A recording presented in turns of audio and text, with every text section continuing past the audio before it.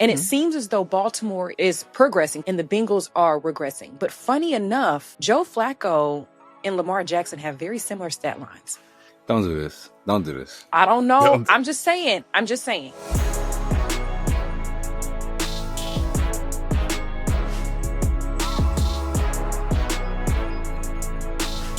Happy Thanksgiving to all out there who celebrate the things, all the food, the mashed potatoes, the stuffing, the turkey. Samaria, what's your favorite part of Thanksgiving? What's your favorite favorite part of the meal, man?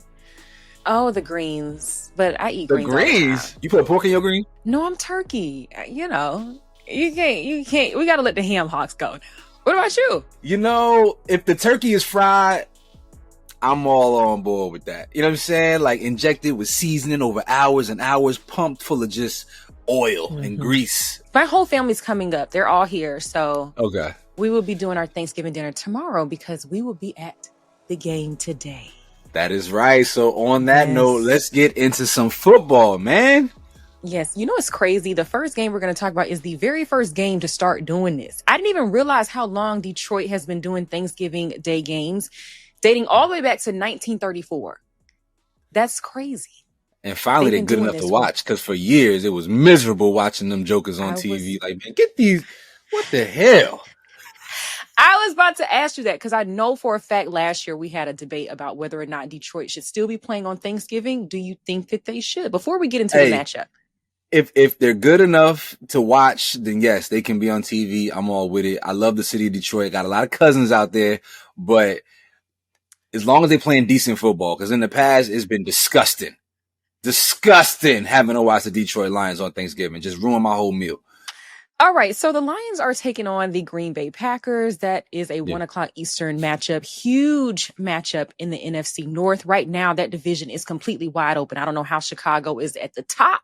That's crazy. Caleb Magic. That's neither here nor there. Rodney, your thoughts, initial thoughts on this matchup, especially because we saw what happened week 1 at Lambeau. Yeah. You know, Jordan Love it's interesting watching Jordan Love this season, right? Because he has some games, some weeks where you're like, okay, I see Jordan Love. And then you have some weeks where it's like, is there anybody else that they can put out there on the field?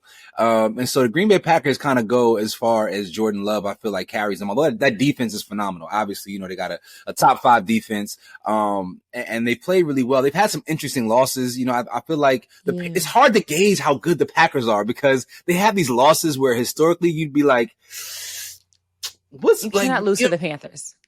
See, don't do that because the Panthers are actually playing good football. So you can't say that because the Panthers are on the rise. Their defense is playing great. And the Panthers they're a formidable team at the very least this year. You can't look at years past. Football is one of those sports where in any given year a team gets better. But I like the Lions in this game. I think I think there's something about the Lions that's clicking right now. And if I had to be a betting man, I would take the Lions by a full touchdown. Yeah, I'm going to take the Lions too. I don't know. Surprise there.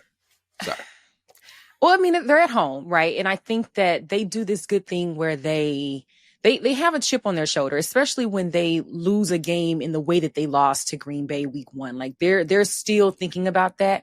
So they're not going to let Green Bay come into Ford Field and do whatever they want to do. Like, I just don't think, especially what happened with Minnesota a couple weeks ago, I just don't think that they're going to do that. Yeah. But the Lions defensively, they look solid. We just saw that a couple of weeks ago against the Eagles, but the offense is still figuring it out. We know that Ben Johnson is in Chicago now. Shout out to Ben. And they're just like, Dan Campbell's now calling the plays. So they have to figure it out on the offensive side of the ball. And I think once they can do that, then they'll be a real contender. But until then, it's still kind of up in the air. Yeah. Jordan Love struggles against elite defenses. We saw it a couple of weeks ago with the Eagles.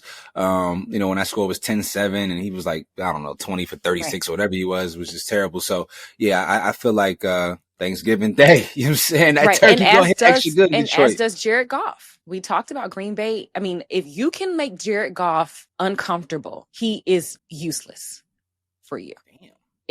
I'm serious because he's not the quarterbacks that we see that can extend plays. He's not doing that. He's going to sit in the pocket. He's going to get hit. He's going to throw the ball to your feet. You know what I mean? So the offensive line has to do a better job at protecting him. But you're going up against Micah Parsons, who ready to he's ready to come. For sure. Green Bay and Detroit game of the day for me by far. Now this next game is the toilet bowl. This is when you take your poop break from eating that first Thanksgiving meal. Cause the Chiefs and Cowboys, man, wow, from a name, from a brand cachet standpoint, cool. But these are two teams who have been playing bad football all year long. I don't know. The Chiefs are interesting. While their record isn't terrible, when you watch them play, they're clearly not the Chiefs of the past. But I want to get your opinion on this game before I give mine. Yeah, like the other two games that we're going to talk about today, this has no implications on anything, right? I mean, it's just a bragging rights matchup, essentially. We know that Dallas has been playing this game since the 60s. I didn't even realize that.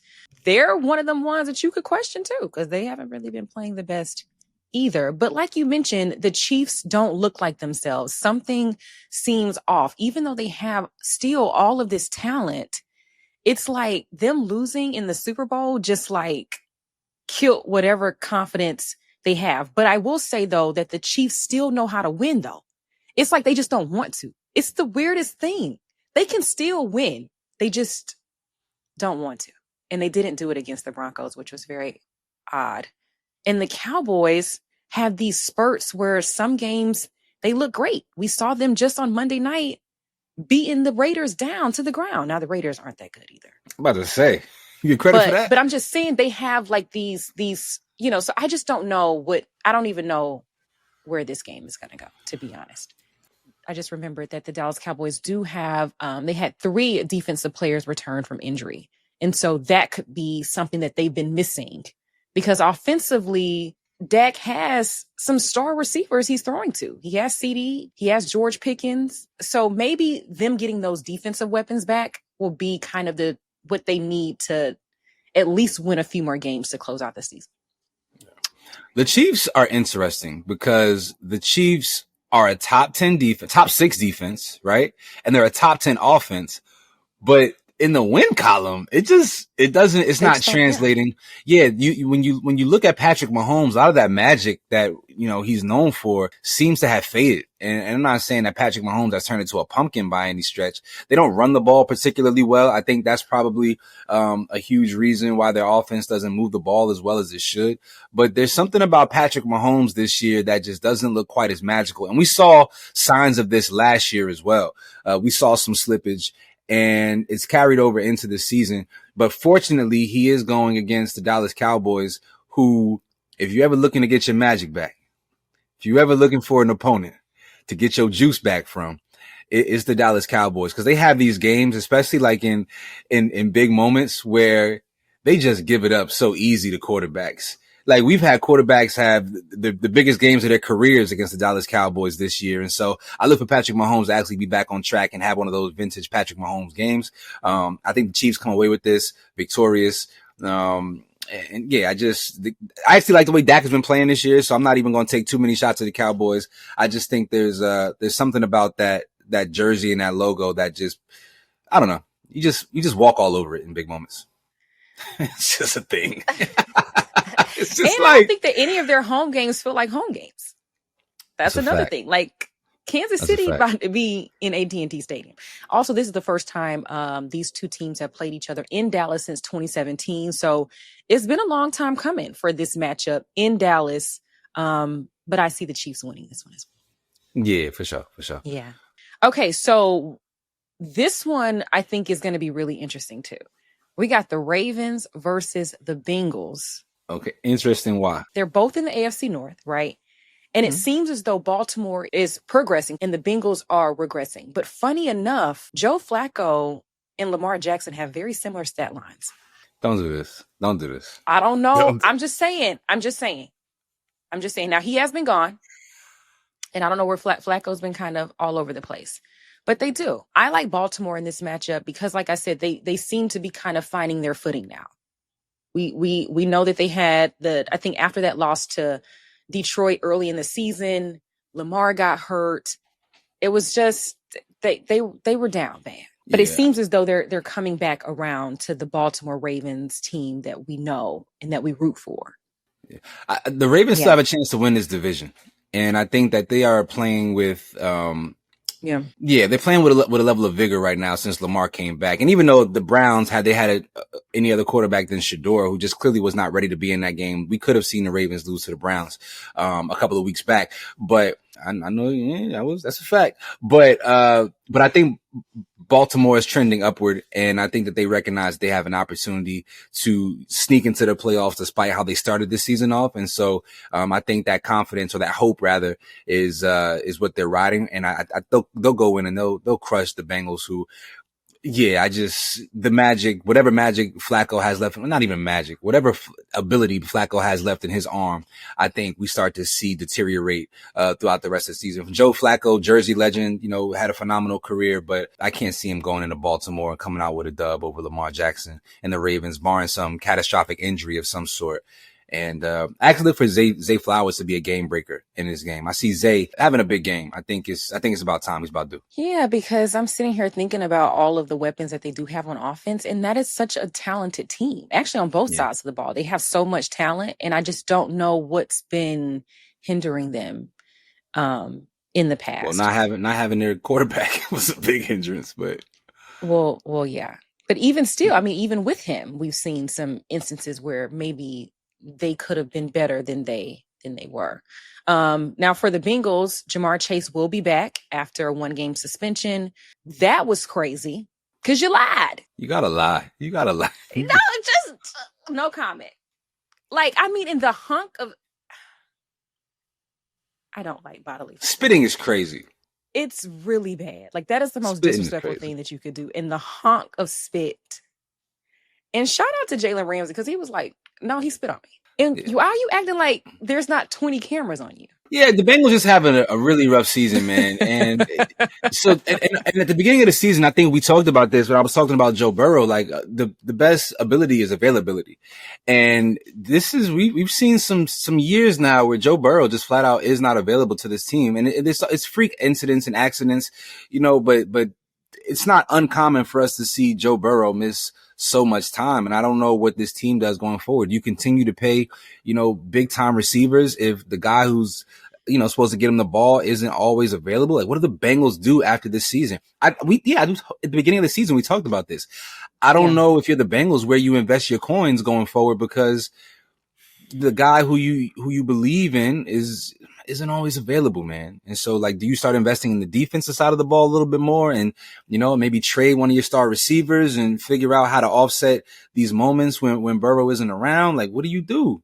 That is very interesting. And I thought it was interesting for them to go and get Joe Flacco. These retread quarterbacks, I mean, let me tell you something. The Bengals front office has been very questionable. Obviously, I gave Fumble of the Week to Shamar Stewart a couple of weeks ago. I mean, you drafted him, I think he was 7th overall, and he sat out all of the offseason. Because the money wasn't right, though. And now you are garbage, and he's trash. Damn, Samaria. Rodney, you can't let no lineman push you 10 yards back like that. That's embarrassing. That's embarrassing. He might have had a sprained ankle. You a first-round pick. That's what I'm saying. I think that some of the stuff that they doing is real questionable over there. Y'all got to figure out what y'all, like, front office has to do some stuff over there first before anything. Because we talking about talent. Y'all got one of the best receiving corps in the NFL. Yeah, but and there's times where we see them, like, what was that game that the Bengals had that was it was the old man bowl against the Steelers. Okay. And I think they won that matchup 33-31 at home. And that's where they were playing the Steelers, who leads the division though. I was about to say. That was a really good matchup where we saw, okay, like Joe Flacco, Jamar Chase, like, y'all look great. They have lost 3 straight games after that. Yeah. Okay. Well, and they lost to the Jets. Yeah, that's can't lose to the Jets now. See, you can't lose to the Jets. Now that's a team that you shouldn't be losing to. Okay. I'm taking the Ravens by at least a touchdown. If not more. Yeah. Yeah. At the very least. So this week we got who you taking, just to make sure that are we in alignment in all 3 games? I believe so, yes. Dang. Now I want to switch up a pick just so I can be the ops. Go Packers. Put your cheese on your head. Yeah, I'll take the pack. Let's go, Michael Parsons. Turn up. Let's go. Jordan Love about to go crazy out there. You feel me? You don't even sound confident in that. But all right. Yeah, man. Y'all let us know your thoughts on what's going to happen. Well, actually, I don't know, man, because by the time y'all get to this, the games might be over. We want to know what your favorite food is on Thanksgiving, okay? Let me know if you have retired turkey. And y'all, a lot of people out there are switching to hens now and duck. You know, turkey for some people is no longer the meat of choice on Thanksgiving. But let us know your favorite and least favorite sides on Thanksgiving. I want to know how your grandmama made her banana pudding. Does she put the vanilla wafers in there?